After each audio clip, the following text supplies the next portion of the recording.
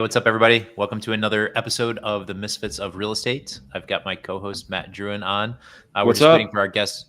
Hey, what's up?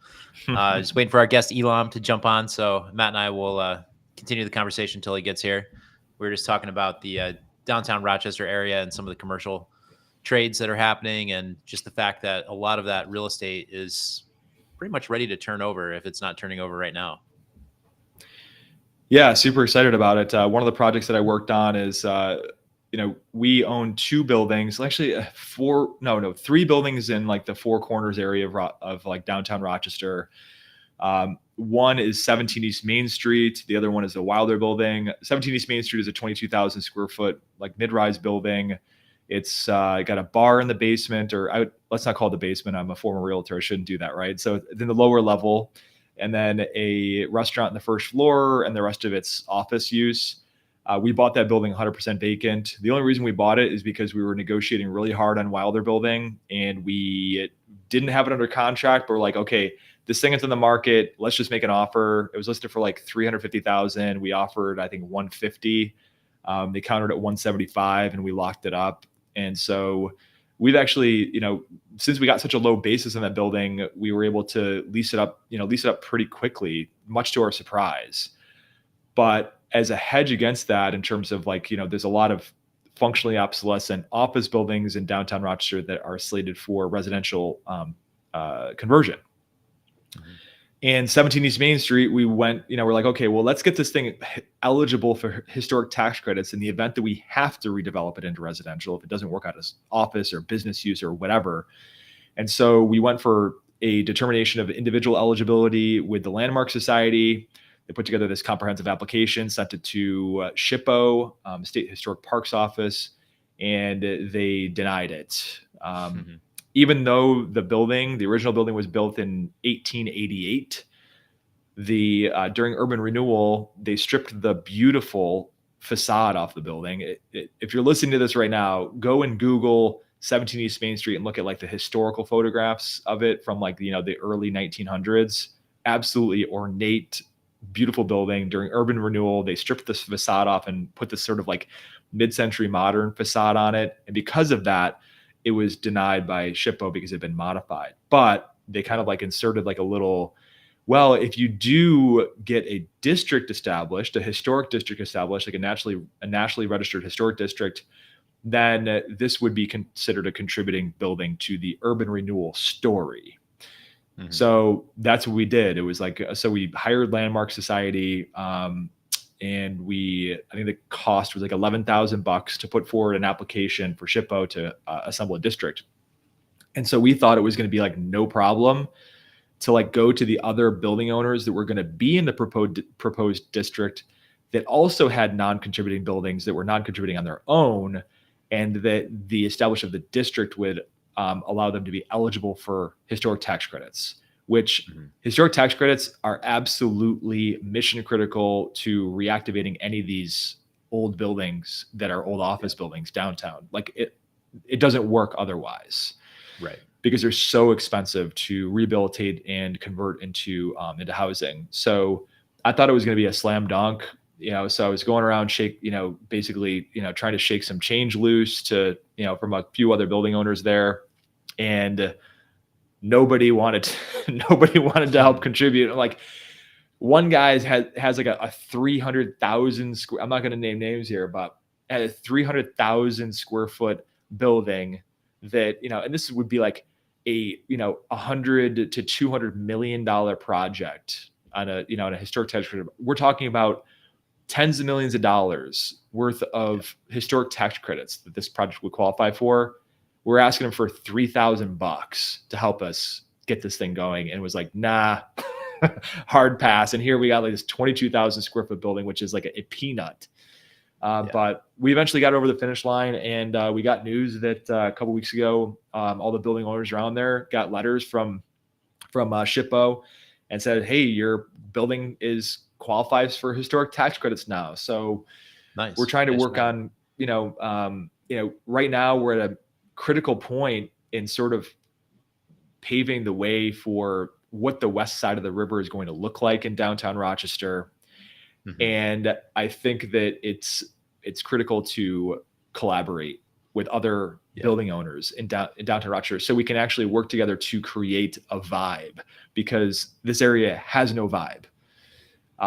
And so I think the west side of the river, where our buildings are right now, including the Wilder building, are,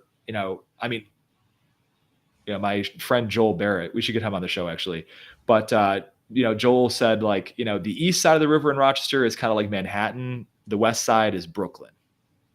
And that really resonated with me, because I'm like, yeah, the west side's got like that, brick and natural stone, and just like that much more like sort of that historic value vibe to it, because that's like where the wealthy side of the city was, in the mid 1800s, late 1800s. And then everything kind of moved to the east side, and that side became disinvested, but those buildings still, a lot of those buildings still stand. So. Yeah. Hey, we got Elam. I'm going to bring him in now. Oh, sweet. Sorry I talked so long. No, you're good. It's like, hey, Elam, how are you? No, no, you're in the right spot. I'm good. How about you? We don't. Good. So yeah, we usually kick it off by just having you give us your background, your origin story, kind of bring us up to speed on where you're at today. Yeah. Well, which part do you want to hear? The fun part. Well, yeah. I grew up Amish. That's a part that people often find fascinating. Wow. Yeah. And I don't really talk about the fun parts a lot. I talk about the hard parts, because those are the more meaningful. Mm-hmm. Yeah. Sure. But yeah, I left the Amish when I was 20, and I don't think I even really knew what the word real estate meant till I was like 25 or 30. It was a completely foreign concept.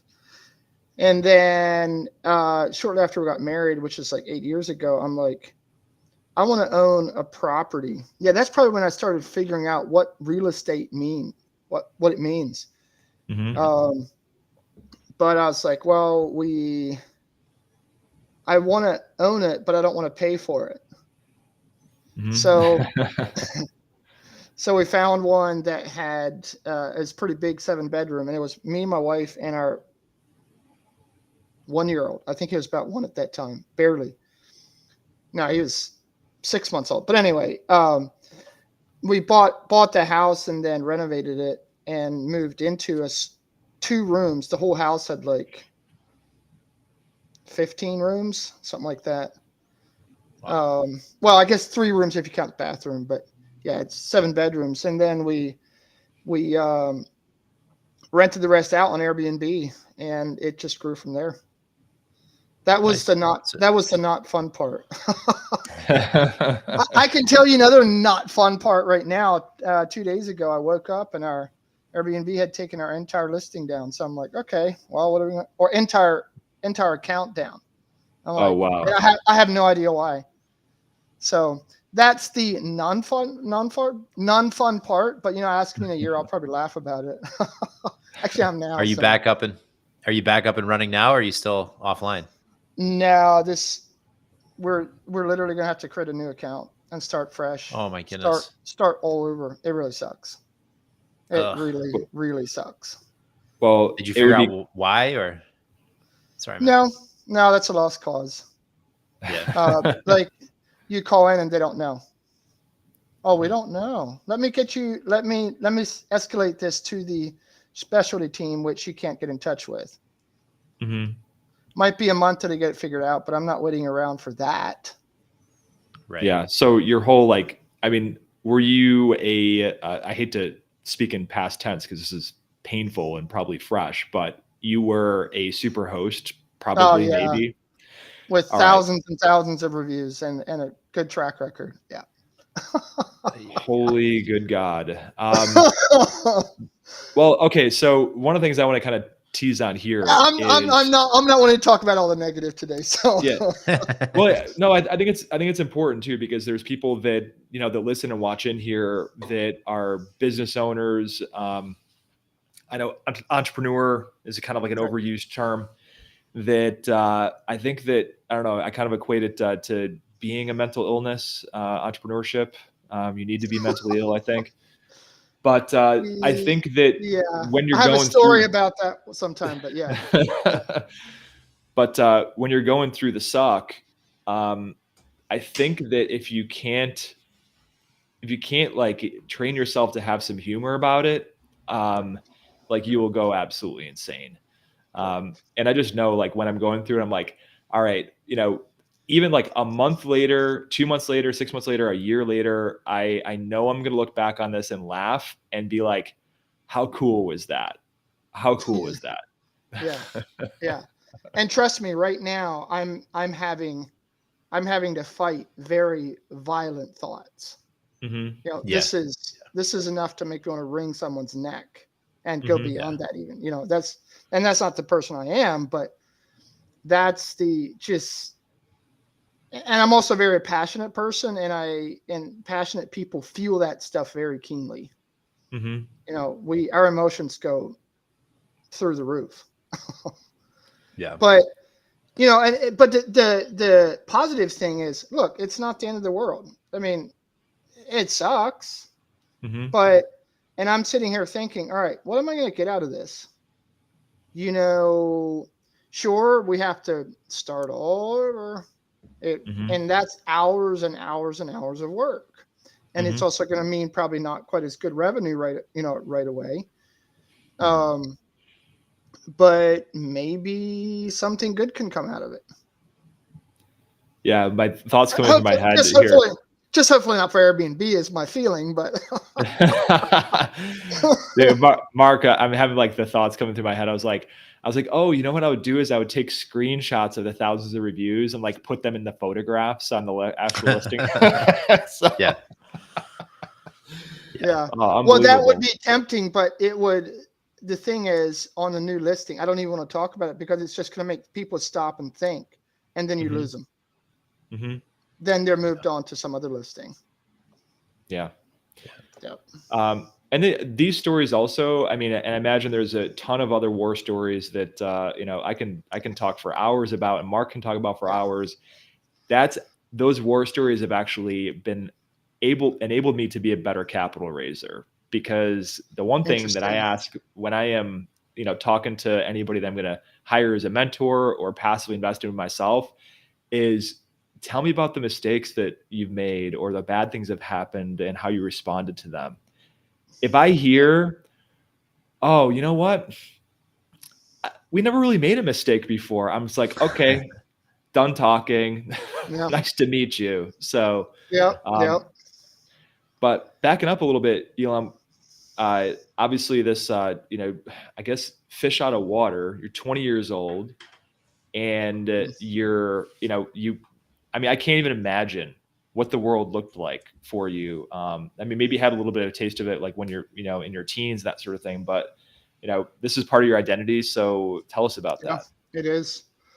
Here's kind of a funny little story that most people would just go, what? So, and backing up a little bit. So I was the bishop's son, and me leaving when I was 20, the whole process started like right when I was around my mid 19 or something like that. And I grew up very, very conservative. I grew up on a farm. I barely knew what vacation was. We went like to the Philadelphia Zoo 1 or 2 times and did a few other things. That was vacation, and there wasn't a lot of interaction with the outside world, right? So it was very unexposed, so to speak. And I kind of made this joke to someone last night. He sent me a 4-letter text, CRXN or something. I'm like, and I Googled it. I'm like, wait, what am I missing? Because I'm still, to this day, I'm still learning some of those slang things or even about general American society that it's like, I did not know that. I watched Star Wars for the first time, a week ago. That's just so foreign to a lot of people. But anyway, so this guy, I told him, I wasn't sure if that was like Amish naivete or if it was like, did that mean something? He said, oops, that was my son. But anyway, it was just like, not that I haven't seen a lot in the last 20 years. It's just I'm not your typical American. I don't like pizza. I don't drink soda much. That's just kind of guy I am. Mhm. But when I was 20, I started working for this guy when I was 19 in a welding shop, and then around 20, we were working late, and it's like, hey, let's just swing by McDonald's and grab a bite. Mhm. I had never been to McDonald's. I had never in my life eaten fast food up to that point. I don't think. But anyway, Mhm. I ate McDonald's that night and I got sick. Uh, McDonald's, everyone knows what McDonald's is. Everyone has eaten at McDonald's. I did not. I Mhm. grew up in a very isolated world. Yeah. So it was very different when I left what I grew up with, and I essentially started all over. My network of friends, my life. I walked away with clothes on my back and a couple pieces of furniture. That was it. I started all over when I was 22 or 21 or something like that. Completely start over, other than a couple of small things. Even my best friend turned into my biggest antagonist. Mhm. So, yeah. So how did I just have this one question as a follow up to that, and then I'll get over to Mark. How did that experience sort of become formative to how you operate as a business owner now? I think it probably has given you a certain amount of superpower in terms of like that naivete. I don't know. Has it led to you being a more adaptable person? Like, I'm really curious about that. Yeah. The good, the bad, and the ugly. Shall we? I mean, the good thing is, I learned how to work hard from a very young age. Doesn't mean I'm always working smart, but at least I have the foundation, right? Because if someone's not willing to work, it doesn't matter how smart they are. You're not going to Mhm. get anywhere. Yeah. But just that's one of the good things. Um, Even to a fault, though. I mean, to an extreme, like it's very, very hard for me to take a day off of work. Um, it's just I got to work. I got to work. I mean, I've overcome some of that, but just worked very, very hard. And I mean, that's a good thing. The bad thing is sometimes I think I work hard to a fault. I kind of mentioned that, but okay, do I really have to work that hard? Do I really have to, like, why am I? Of course, it's a struggle. Life is a struggle for everyone, but it's just sometimes, does it have to be that much of a struggle? Can I get smarter about this? Yeah. But yeah, how did growing up Amish affect business? I'm not even really sure how to answer that. I mean, hey, I'm in the hospitality industry. Mhm. Is it because I grew up Amish? Has that? Yeah, I mean, I don't know. I mean, I never slept at a hotel till I don't remember. Mhm. We didn't sleep at hotels. We slept at friends' house. That's true hospitality. Um, Yeah. yeah, you have to ask more specific questions to kind of jog my memory, but that's what comes to mind immediately. Yeah. Yeah, I Well, don't mean to actually, make I'll you tell you. a psychological specimen for me. Yeah, I'll tell you one thing that I had to kind of learn is American society doesn't necessarily trust like the Amish do. So if an Amish person says something, you can pretty much depend on that. Like, I will do this. Mhm. You know, eh, we wouldn't need. We probably, yeah, we probably need lawyers, but not near as much as we actually do, because you just trust each other, um, not to rip each other off and stuff like that. So that's a good thing from my background. Now I had to learn to actually do legal, depend on lawyers and attorneys and stuff like that. But it was a bit of a learning curve, because it's like, this is actually important. I can't just wing it Mhm. and go by people's word. So did you have a lot of carpentry before you left? Up until you were 20? Some. Yeah, show me another culture in the world that can raise a barn in 5 days, right? Right. I'm always looking for, I'm from central Pennsylvania, from Williamsport. And so we grew up near okay. the Amish. I have friends from Lancaster. But Yeah. anytime we get any work done, we want the Amish to do it because we know Yep. they're going to show up when they're supposed to. They're going to do an exceptional job, and it's going to be done the right way. They're not there to rip you off. Right. Yeah. Yeah. So I didn't have a lot of experience growing up because I grew up on the farm, and then I worked in a welding shop. Actually, my favorite job was tearing apart old smelly manure spreaders and rebuilding them. I just loved it because I was turning crap into gold. But then when I left, I started doing framing and then worked in a bunch of other trades. I did roofing for a number of years. So I worked in the trades for years. So I have years and years in the trades, but not necessarily from before I left the Amish. Mm-hmm. Yeah. And so what are you up to now? What's your trajectory? Are you managing for other people? Still just managing for yourself? Yeah. So we did that first house that I mentioned, and that went very, very well. Our revenue, I think, was double than what I had projected, which that's a good problem. Actually, sometimes more. So it was just like, well, hey, this is working. Maybe we could do this again. And about that time, my brother-in-law was moving to Tanzania for a number of years. And I'm like, hey, can we just take over your house and we'll pay your rent? I didn't know that rent arbitrage was a concept. It's just like, I could do this and this and this. And it's like, oh, later it's like, oh, that's actually a thing. And then we just kind of kept growing that way in the rent arbitrage space. And then eventually bought a couple more buildings. And then like 3 years ago, we started 3 years ago, started managing for others. So we're out of the rent arbitrage now. I mean, hey, if someone enjoys it, great, go for it. That's just not my thing. I want to own them. And then of course, manage for others because, there's some cash flow there. And, we can it's just plug and play into our business as it was before 2 days ago. I mean, hey, well, yeah, we'll get back up and we'll just have to figure out what to do.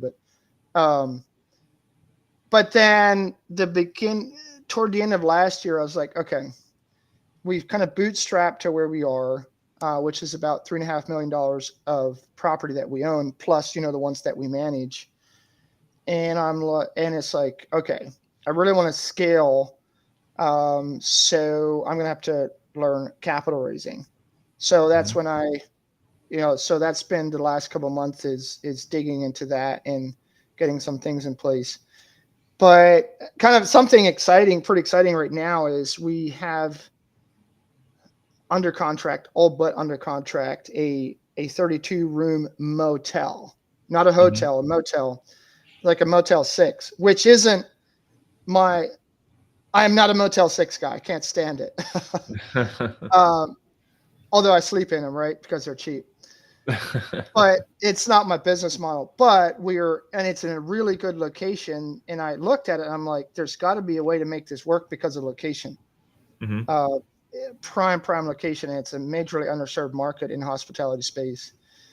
So I pulled my designers on a Zoom call and say, hey, look, this is what I'm looking at. Can we do something with it? And they're like, oh, Elam, we could do this and this and this and this and this. I'm like, oh, okay. All right, sure. And then I have a bunch of other ideas, like take part of the roof off and set a couple storage containers on top of it. Who knows what we'll do.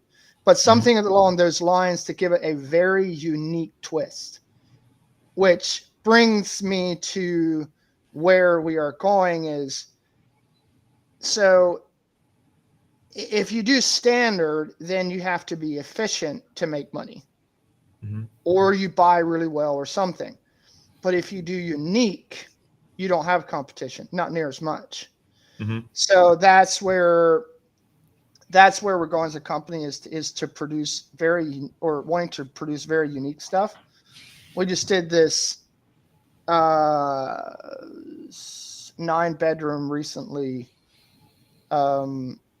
and what people are paying for that place is just crazy. It's like, good grief. Mm-hmm. And we recently had two people. We had someone inquire about the place, and I'm just giving you a picture of the demand here for the place because it's so unique. There's no other property around like it. It's probably the most unique vacation rental in the Poconos, which is about 10,000 listings. But anyway, someone contacted us about the place, and they were getting their stuff together. But our policy is first come, first serve. Whoever puts the money down first gets it. Mm-hmm. So, it took them a week or so, maybe even more, and there was some back and forth. But then someone else booked it, and then shortly thereafter, they wanted to go book it.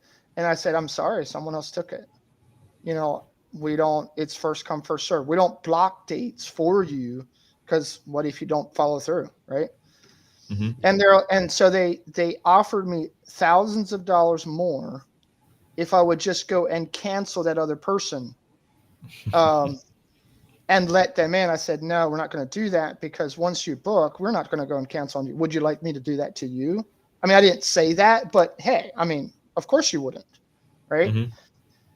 But they went on and on for like 2 days straight, egging me and begging me and bothering me. It says, no. So they had the dates picked out, but they wanted that property. It's like, no, we are getting this property. Say, I can't. Please, we'll give you thousands more. So the picture there is we created something very unique, and there's so much demand. Here's a key phrase. It's capturing people's imaginations. And that is what sells. So with this hotel, we want to do very unique things in those little boxy rooms, maybe extend them with shipping containers or different things we do, add some unique amenities to the place that captures people's imaginations. People will pay for comfort. People would pay for luxury, but they will pay more for something that captures their imagination. Yeah. So how did you achieve that on that one property? Like, was it, are you the genius behind the curtain, or is it like the design, like is your crack design team that like comes up with this? Like, tell us about that process. Yeah, that's a bit tear-jerking because it's so meaningful to me. I mean, it literally, like, it might bring a tear to my eye just because it's so meaningful. So we have a subcontractor, handyman guy that works a lot with us, and him and I are really good friends, which is very meaningful when your business relationships turn into meaningful friends, and that's exactly what happened with him.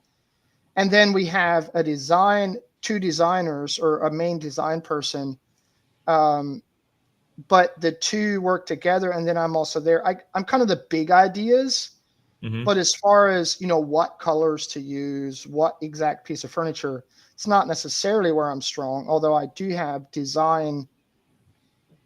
I do have a design bent, but more on the big picture, big idea level. So we were just at that property 2 days ago. I think it was 2 days ago. And we walked the property and we're just looking at each other and we said, look what we did. It was a we, not a me. It wasn't a design team only. It was a we. Of course, everyone kind of had their space. The handyman guy kind of had his space, but he knows how I think. He knows what I want. He knows what the vision is. And the same way with design team. So we're bouncing ideas off of each other. It's like, I kind of have this idea. What can we do with it? We'll start throwing around ideas. And before we know it, it's like, hey, that is amazing. Let's do it. But I cannot underline enough. It was a we thing, not a me thing. So on these value add projects, how are you financing them? Especially if you need to do something crazy like add shipping containers or extend, units or whatever. Right. Yeah, it's the short-term rental space is a little bit harder to fund at times. So it's not. I mean, the multifamily guys. If you guys are in multifamily, hats off to you. Keep doing it. It's like, man, it's a walk in the park. Other than the volume, I'm sure getting it financed and all that. It's more straightforward. But anyway, this property I was talking about, where the 9 bedrooms were just did this crazy design. And here's, by the way, one thing we did. We put in a mystery room. Well, what's that? Well, that's the whole idea, right? It's like, wait, what's that? But just we made it hidden. You know, people have to find it, and they enjoy the process. But anyway, how did I fund it? So I saw the property, or a realtor brought it to me like last February or something like that, and I was kind of caught up in some other things. I didn't really like pursue it, and then after I was like, wait, there's something here, and I looked at it. It's like, it's just very unique architecture. Like you know how these architects, the guys that actually design buildings, when they make their own, it's so like others like, good grief, what's that? But it's also like, hey, this is really cool. For example, one of the bathrooms has pink and blue tile. It's just like, well, that looks odd. Well, that's outdated. No, it's not actually. That's good retro. There's stuff like that. So I was seeing that type of stuff, and I'm like, wait, I want this property. And then I walked it, and I'm like, there's not a question of whether I want this property. There's a question of how. And I'm like, how am I going to get this funded? But a weird thing is I had just hired a company to get me to help me with getting some funding, as in lines of credits and stuff like that. And I'm like, whoa, I have about $500,000 in lines of credit that I can do something with. So I'm like, okay, maybe I can pull this off with that. I don't like that quite, but it's like, well, if push comes to shove, that's what I can do. So anyway, I put an offer in on the property he was asking 1.8, put an offer in at 1.5 to give myself a little bit of room and all of that. If there's some negotiation, but I wasn't willing to pay 1.8. The numbers were just too. I don't like to pay retail. I like to give myself a bit more cushion. So I'll find something that no one else wants. So I have a little bit of room. So, okay, he agreed to 1.5, got out of the contract, and, contingent on financing and appraisal and all that. So 1.5, and the appraisal came back at 0.8, not 1.8, 0.8. And I'm like, oh man, now what am I going to do? And of course I second guessed myself. I was like, wait, am I like, yeah, what's going on here? But we all looked at the appraisal, and it's just a piece of trash. They had comped. So this was 4 acres, 9 bedrooms, 10,000 square feet, 2 pools. And so they're going after properties, 1 acre, 6,000 square feet, 5 bedrooms, no pool. It's just like, this isn't even a comp. But the problem was there was nothing out there like it. It's just a very, very, very unique property. And but anyway, I got it back, and I'm like, good grief, now what do I do? I really, really want this property. And I had asked the agent, and of course he asked the seller, it's like, would you do seller financing? And it's like, nah. But then he came back to me as soon as the appraisal came back. It's like, hey, send me an offer in the first lien position, and I'll look at it. All right. And I'm like, okay. So it appraised at 0.8. What if something goes sideways? I can't just go sell the property. So I'm like, I'm taking on a bit more risk. I'm like, okay, I'll give you $1.25 million for it, and 84% financing at 7.75 interest with a 4-year balloon. So in 4 years, I have to refinance or do something. But that gives me time to do 3 years of history and be able to do a DSCR loan. Yeah. So that's how I funded that one. This motel, what I actually did with that one is it's like, so it has 10 acres and like 7 acres in the back is industrial. I'm not interested in industrial. I don't want to have to go figure it out. So I put it in a group that I was part of, said, hey, is there anyone in here interested in industrial land? I have a hotel that I have my eye on. The deal doesn't make sense with just a hotel. someone want to join me. And so I joined up with 2 other guys, and we have it all but under contract now. And we are doing almost half of it seller finance on that one. So we get a bank loan on it, probably a construction loan, to be able to rehab it. But if we get what we think we can get, if we can get like 70% loan to cost, and we have a bunch of other financing on it, we'll be able to swing it and then refinance it when it's done. So that's what's the other thing plan? is just a normal bank loan, but yeah, I like the seller finance stuff. Creative finance. Yeah, absolutely. I mean, what's the plan with the industrial land in the back there? So it's zoned industrial, or is it currently used as some type of industrial use? No, it's just raw land. It's not even entitled. So it's about 3 acres with the hotel, and then 7 acres industrial. And it's in an area where industrial is really good. And here's the nice thing about that deal. We're not only getting seller finance, we're also getting a good deal. The hotel is in pretty bad shape, although to me it's worth $1 million because I don't have to put up new walls. But they're valuing it at just the land value. But anyway, then what we're looking to do is put up some kind of industrial building, maybe do a triple net or something. Like, I didn't want to figure out the entitlements and figure out industrial. It's like, that's going to take me a long time. I might make a mistake, and it's just, I'm in the hospitality, stay in my lane and partner with other people. Smart. Yeah. But yeah, there's a lot of opportunity just to actually use the zoning that's there and, put up a big building or something. Build to suit, maybe we're not sure yet, but we'll see. So are you just operating in the Lancaster area? No, well, we're in the Poconos. The one that I talked about, that's in the Poconos. We're also some in like central PA and Washington, D.C. as well.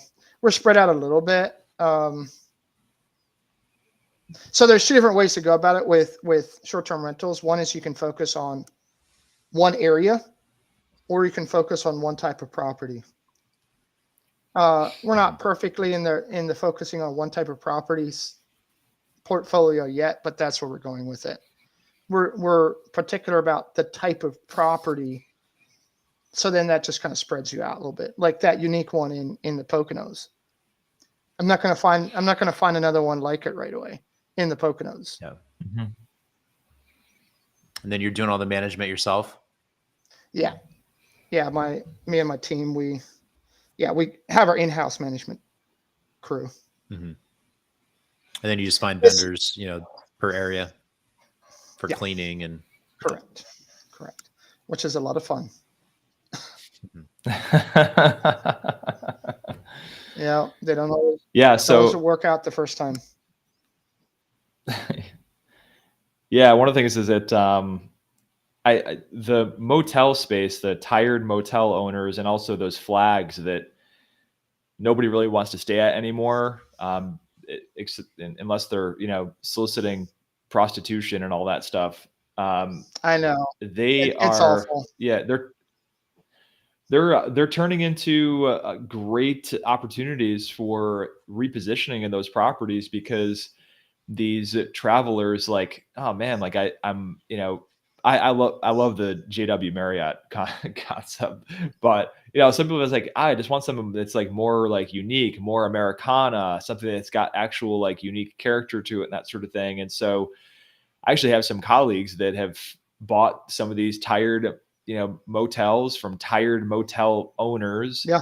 And some of them actually just like the flags are not in line with the markets that these properties are in. So they make the owners go through this. Well, you got to upgrade these to specs. What do they call them? PIPs. And the owner's just like, dude, you're making me do something that's not even relevant for my market and making me spend all this money to keep your flag. Like, F it. I'm out.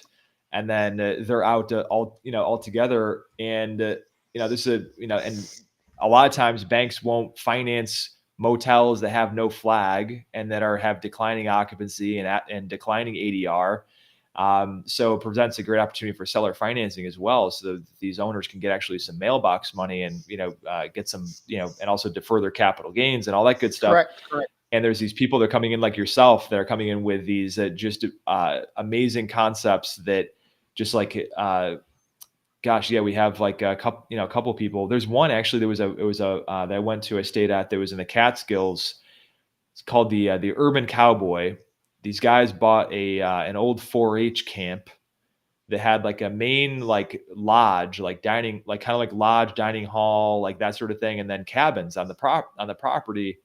And this thing was on the market forever because, like, I was like, who the hell is gonna stay at this? And these guys out of Brooklyn brought in an amazing design team and totally gave the property a new vibe. They used like natural materials, and they actually didn't even spend that much money on like terms of like giving a facelift. They wanted to honor the look of the old place, but kind of like weave in new design concepts. And they use like a lot of like art. They actually use like a lot of artists and that sort of thing to do it. And it's just, the property is absolutely just unbelievable. Yeah. And they're getting amazing daily rates out of that property. And that's the thing, is back to the thing about capturing people's imagination. So look at the Gen Z and the millennial generation. For them, meaning in daily life is important. And, a more baby boomer type of mindset is going to look at the Gen Zs and the millennials as, you weirdos. Well, the weird thing, the weird thing is about that is, oh yes, that's who I am. Cool. I mean, it's kind of like the baby boomer is throwing an insult, and especially the Gen Z is like, you betcha. So it's a different mindset. And what that generation, I'm the very, very edge of that generation. I barely fit into it, although I kind of do in some ways. But it's just like, give me something different. Motel 6, one box beside another box beside another box, all stinking the same. Oh, you know what? Let's break it up a little bit and add one more bed. No, that's not different. That's just more of the same. Come on. So, yeah, and the thing with this motel that we're looking to buy is the owner has owned it for like 20 years. The building did its job for her. It's not like some of these commercial buildings that we're seeing that just went empty over and after COVID. That's like, uh-oh, now what? It's like, no, this owner is just it ran full cycle. Now it's time to give it a different twist and run a new cycle. The cycle that I'm running might not be the cycle in 20 years from now, but it's a cycle today. And so we're jumping on it. What are you doing to identify good locations that are going to be profitable for an Airbnb model versus, maybe somebody that's out there looking for term rentals? With term rentals, it's pretty easy. What are you doing for Airbnb that might be a little bit different? Yeah. And before I answer that question, which I'll start answering the question with this little story. So because I'm in the short-term rental space and more people know me as a short-term rental guy, right?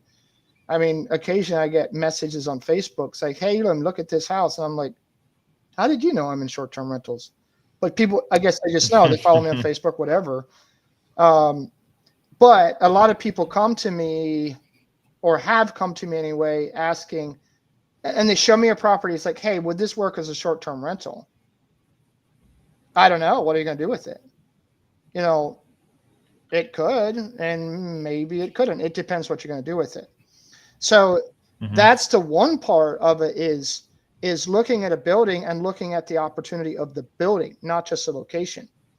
Now, the perfect opportunities are, there's opportunity in the location and there's opportunity in the building. So this motel, prime location, like the reason I'm getting it, and because I'm not competing against everyone else, is it's not the type of deal most people are interested in. But anyway, prime location, and then a major value add, a major opportunity in the building. And I'm excited about the value add because I love turning crap into gold. And also I can get it at a discount and make it what I want. I'm not going to go buy a very well upkept Motel 6 right away. I'm not interested in that business model. But so that's the one aspect is, but how do I find these places, right? How do I find the areas? But again, it's not just the area, it's also the property. But how do I find the area aside from just the whole short-term rental ordinances quagmire? I mean, I spend a lot of time looking at ordinances to see if X, Y, and Z property is going to be allowable as a short-term rental. But I start with, the obvious concept: where are the people? Where are the people going, right? Well, if you go out into, I'm sure there's short-term rentals in Idaho. I should actually look, but are there a lot? Probably not, because there's not a lot of people there. But where some of the most densely populated part of the U.S. is the section from Boston to Washington, D.C. And I'm like, I could spend the next 20, 30 years buying billions and billions of dollars worth of short-term rental, and I still would not be done. So that's the one. So, that's the macro. And then I narrow it down. Okay, where are the pockets where people are going? So I live in just west of Lancaster City. Lancaster City is hot. So that's a good place to buy as far as location, except the prices are high. But yeah, I start with the macro, and then I kind of look into, where are those pockets within that? And some people go after like really hot locations and then give it a twist. That is one thing we've done. But I look, you have to have volume. Otherwise, obviously, right? You have to have volume, have to have some sort of attraction. You have to be close to people. Like the Pocono Mountains, 30 million people with an hour and a half, 2 hour drive. It's insane. 30 million people, that's a lot of people. That's why when you said central Pennsylvania, I was scratching my head like, what's in central Pennsylvania that you're buying Airbnbs around? Yeah, well, true. And that's the thing is we actually have one central Pennsylvania. It's working. Looking back, I probably wouldn't do that again. Was that like Harrisburg area or? It's north of Harrisburg, and it's like 3-4 hours from in a major metropolis. So the thing. Where is it? I'm just curious. Where is it? Beavertown. No, I don't know where Beavertown is. It's an hour north of Harrisburg. Actually, it's. Where did you say you're from again? Williamsport. It's got to be near there because we're north of Harrisburg. Yeah. Beaver Springs. Okay. If you want to look it up on Airbnb right now, you won't be able to find it.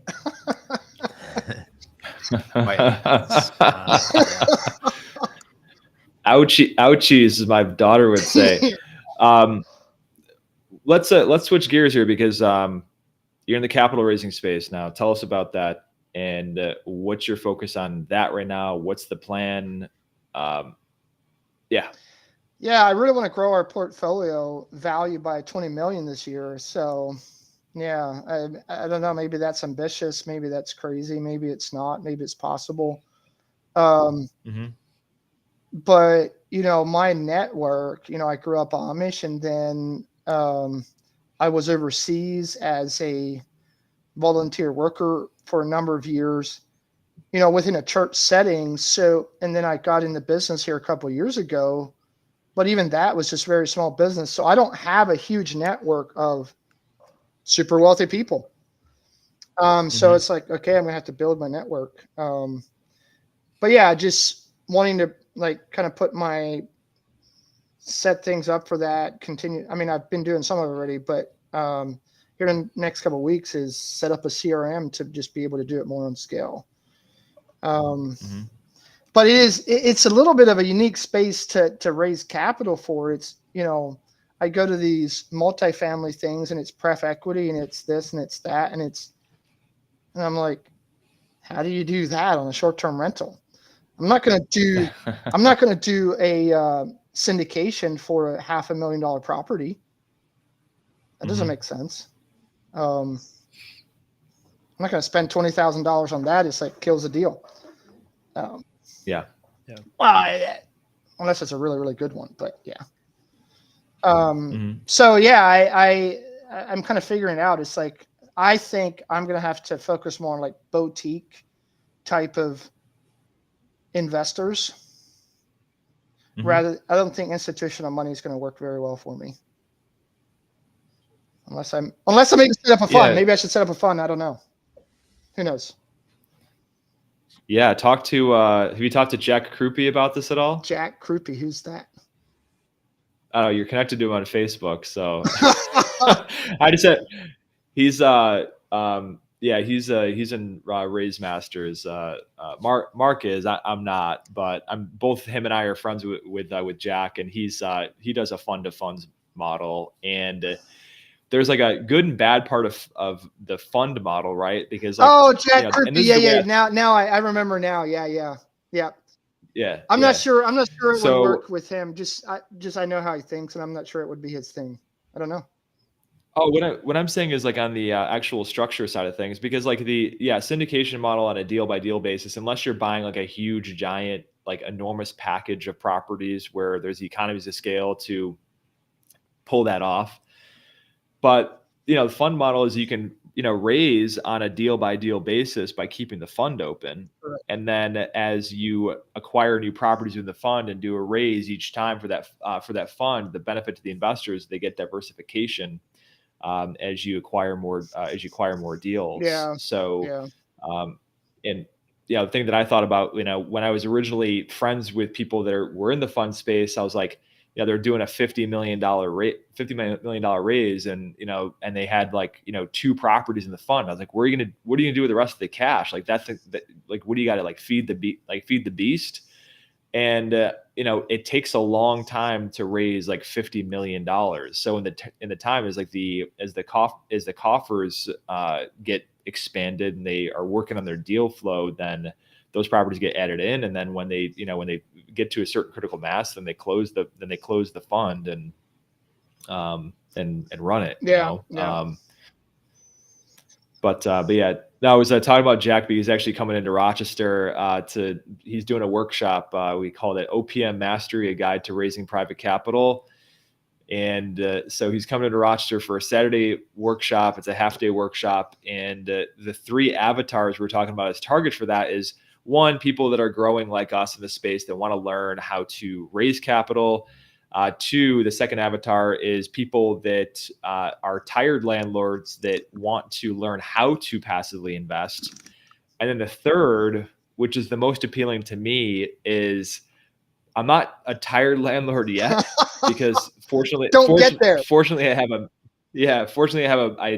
was able to create a management company just to manage my, just to manage my stuff and also the stuff that I own with my partner. So that doesn't bog me down, but I'm getting tired of like chasing deals.